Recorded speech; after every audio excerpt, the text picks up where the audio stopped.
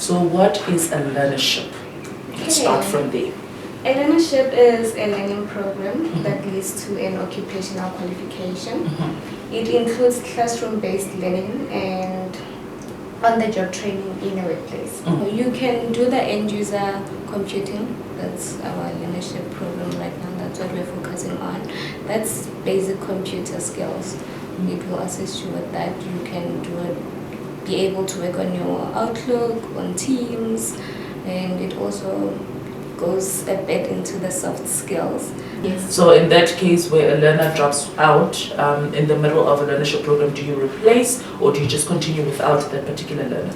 Well, it mostly depends on how far the learnership have gone. So if, let's say, the learnership have gone up to 6 months and then the learner decided to drop out and join another company, we then can't replace it because the syllabus have already been gone.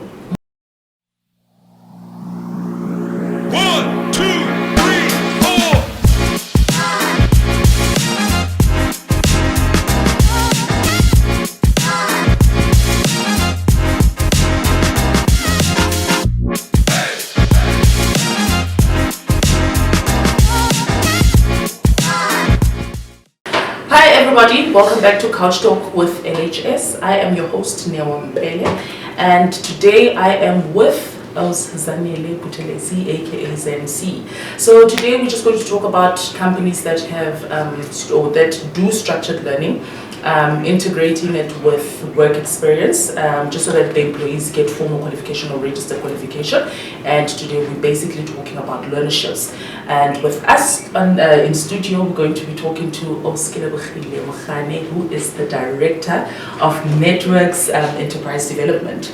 Kelebogile, how are you? I'm good, how are you? I'm okay, thank you. Thank you very much for coming through. Thank you very much for inviting me. Yes, so Kelebogile, you are in the business of assisting companies with learnerships. Let's just start from the beginning before we just delve into what it is that you guys do in your company. So what is a learnership?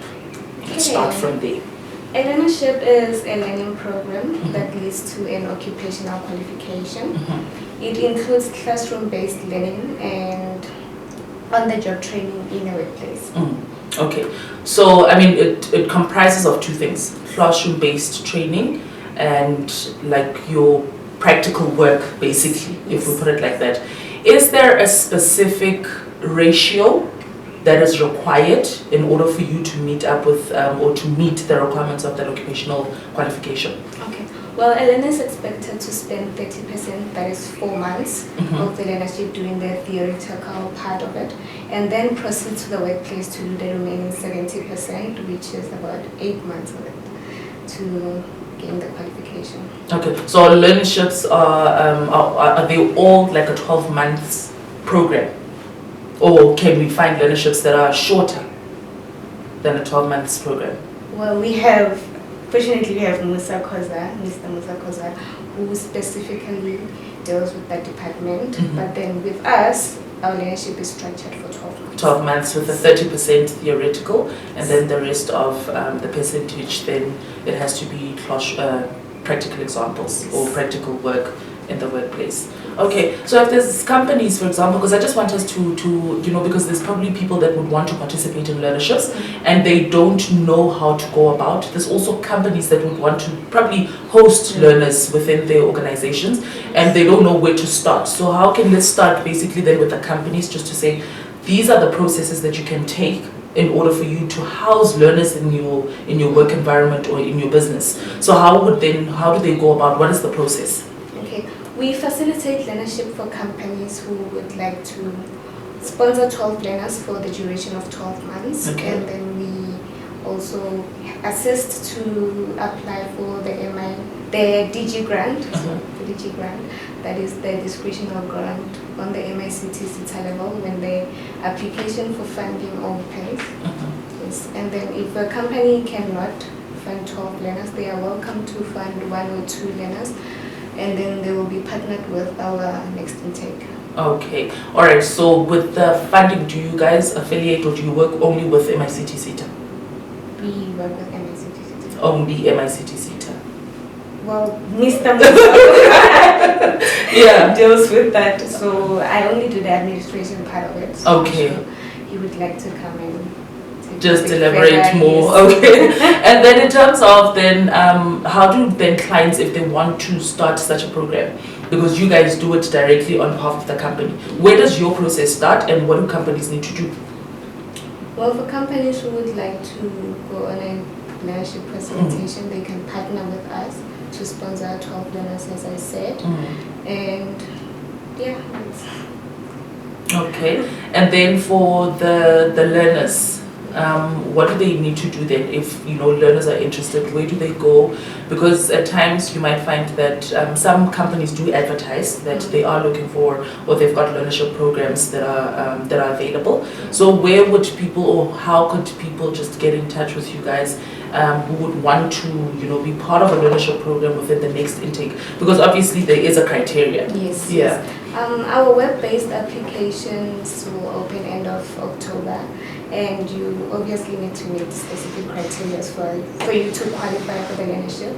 So you have to meet the minimum of 70% in math literacy and above 50% in pre-math.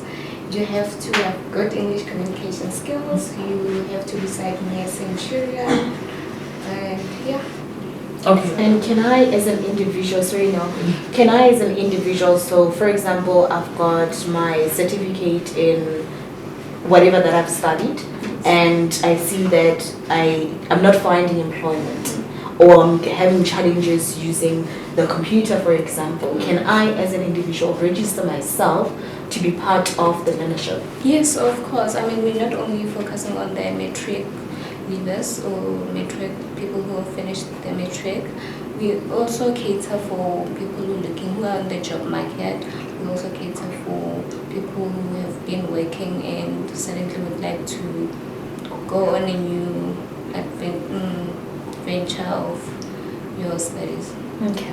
And for me as a newly graduate or person who's on the market, which one can I maybe do that can assist me when I get a job, so that it's easier, that transitional gap between is easier? Oh, you can do the end user computing. That's our learnership program right now. That's what we're focusing on. That's basic computer skills. It will assist you with that. You can be able to work on your Outlook, on Teams, and it also goes a bit into the soft skills. That's where you would learn your interview skills, how to dress up, how to hold yourself in a work environment.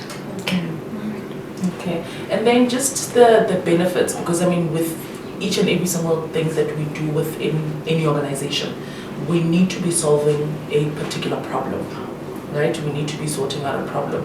So with employers, for example, having learnerships, it's just assisting, just bridging that gap, because we've got a high unemployment rate for people to get, like we said, registered qualification, while having some sort of experience, be in it and actually do the work and see. Right? So what sort of benefits, additional benefits, besides the discretionary grants that they get from the CETA, that employees can say, you know what, these are the benefits that I'm seeing and that I have by having a learnership program within my organization? Yes. Other benefit is that you will be assisting to reduce the number of unemployment. You will also have a number of skilled learners to draw from. I mean, you can, that learners will be ready to do the job that you have hired them to do. And then are employers then expected to hire? So let's say, for example, if I've got 12 learners that I'm hosting within my environment, is there a specific number that I'm expected to hire at the end of the learnership program? Or what normally happens, is it like you've got your qualification, close shop, that's it? Or do you also then, as part of your business, assist those learners in trying to get employment? Yes, we do recruitment, learnership recruitment for learners. We also do recruitment facilitation for interns and also for specific industries. For which specific industries do you operate in?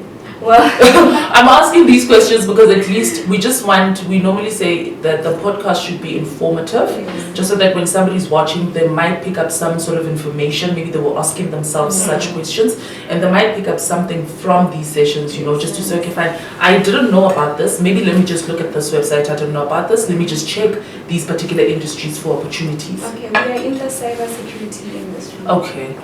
Oh, okay. So you're specifically dealing with just that industry. Yes. Okay. All right. Anything that you want to ask, go ahead. Okay. And then just on the part then of the learners, right? We mentioned or you spoke about a specific criteria that just in detail, maybe if you can just give us a list of things that they also need to have. Okay, you have to have your matric. Yes, with the qualifications that you or the percentages that you've mentioned. Yes.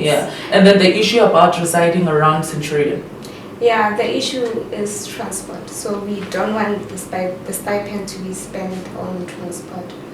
And so you also need to look at the issue of lunch, the issue of you buying toiletries or using the stipend. So we don't want it to be spent all on transport. Okay, and then what other challenges have you guys encountered or faced during this whole process? Well, some of the challenges will be you find that the learners dropping out of a learnership simply because they find employment somewhere. And other challenges will be learners who would be unable to articulate in English, and that would lead to them being hard to place in the workplace. Okay, but they would have completed the learnership program. So in that instance whereby a learner then finds employment, because obviously you weigh your options. If something permanent comes in, they want that security. Yes. So in that case where a learner drops out in the middle of a learnership program, do you replace or do you just continue without that particular learner? Well, it mostly depends on how far the learnership has gone. So if, let's say, the learnership has gone up to 6 months and then the learner decided to drop out and join another company, we then can't replace it because the syllabus have already been gone.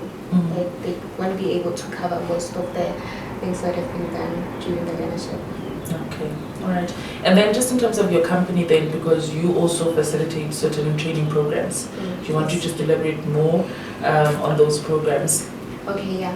We do Microsoft Office skills programs. That's our corporate training. So we do MS Excel, we do Outlook, Teams, Access, just for you to be able to better your skills in it. So the internal training, the internal training that you guys have is just on the end user computing skills. Yes. Okay. All right. I was about to ask that. Just so that we have clarity that because it's not part of a learnership, No, right? no, It's just an in-house internal training that corporate training. training that you have. So if people would want to, maybe just before I ask if people would want to get in touch with you guys, tell us more about your business. What is it that you do in detail? And then if people would want to get in touch with you and people that want to, you know, go through like end user computing just to improve their skills, how do they go about? Okay, Netwxs aims to be a learning skills development provider in Africa. So we do learnerships, facilitation of learnerships, we do recruitment, that is placing of learners in interns who have finished their trainings. We do channel marketing in the MICT CETA level, and yeah, we also do corporate training. Okay, and then if somebody wants to attend the training program, then they just go onto your website to apply. Yes, it's www.netwxs.co.za. You can say that again, please. Okay, it's www.netwxs.co.za. Okay, and then anything that you want to say, maybe that we didn't cover just in this part here, learnerships, just in closing, maybe. I think we've covered most of it. The most important part of it is that our applications will be open end of October and as of when other programs starts. Okay, all right. So how long do they? How long do they open? So they open end of October. You've said that they need to make sure that they've got their matric done. They need to ensure that in maths they've got 70% literacy and 50% in employments. Is there any other documentation that they need to prepare for, and how long are they open for?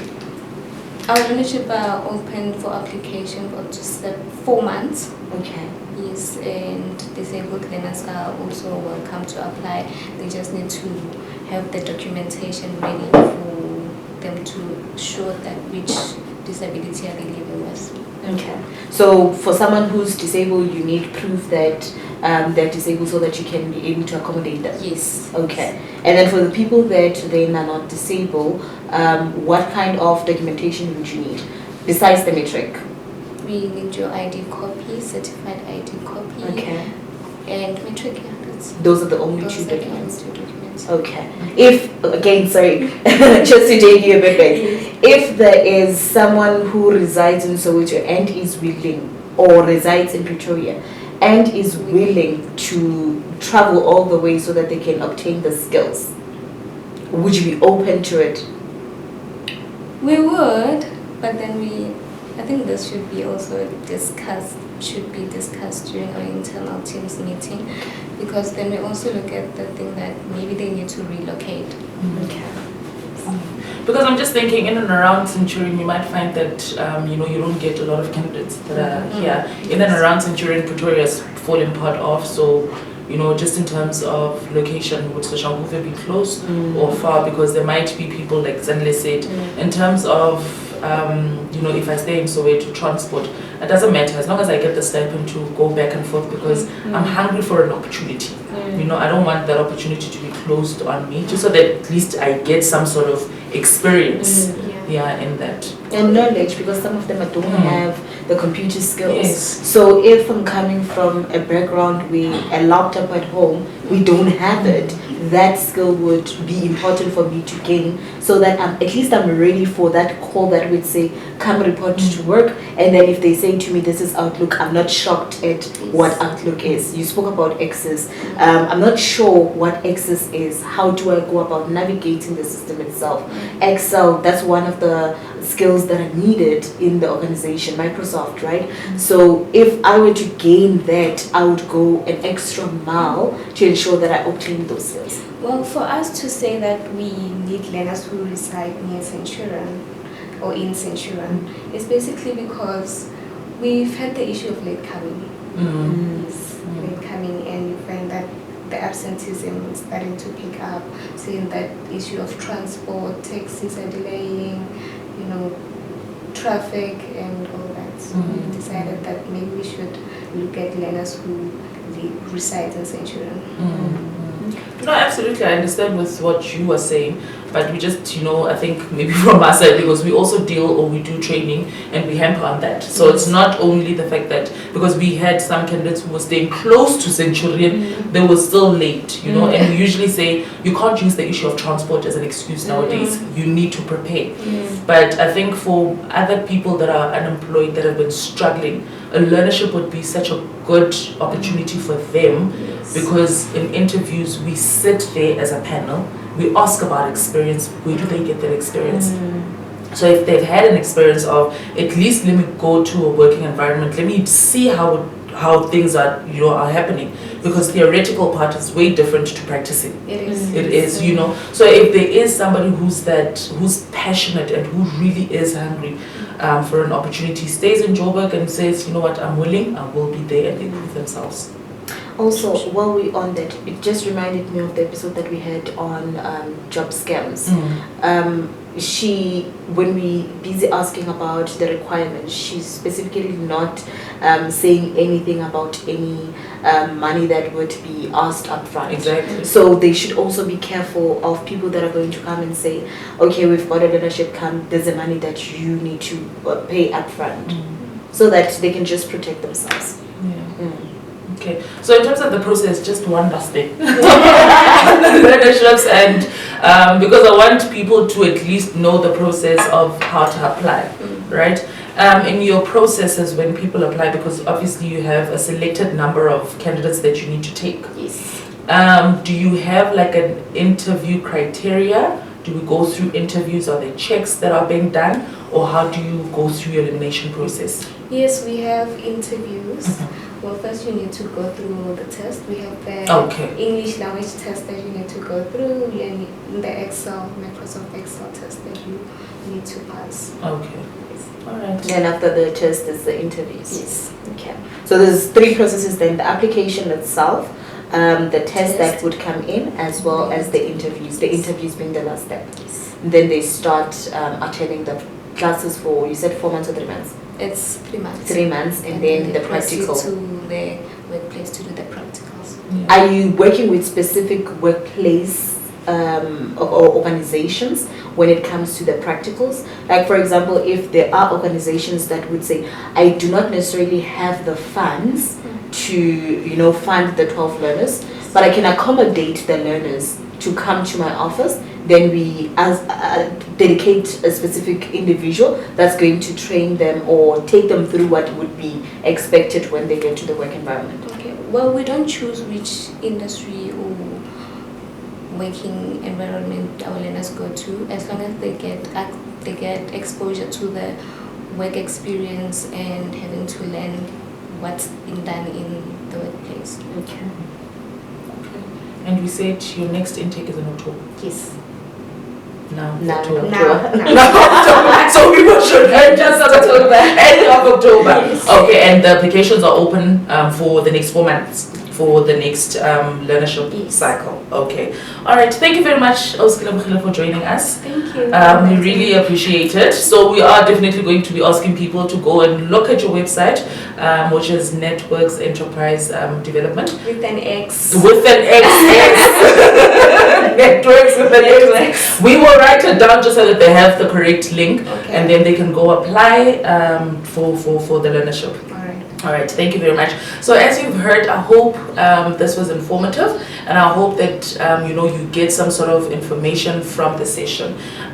You need to go and apply for a learnership, so you can visit their website. We will be posting it on the link below. So as I always say, you do not have to take everything from the episodes, but at least take one thing with you. So please do not forget to like, share, and subscribe. Until next time. Goodbye. Bye. Guys, I'm Kelebogile Cathleen Mogane. I'm the Director of Netwxs Enterprise Development. Netwxs is a learning skills development provider. We do learnership recruitment, facilitation. We do recruitment, that is placement of learners in interns.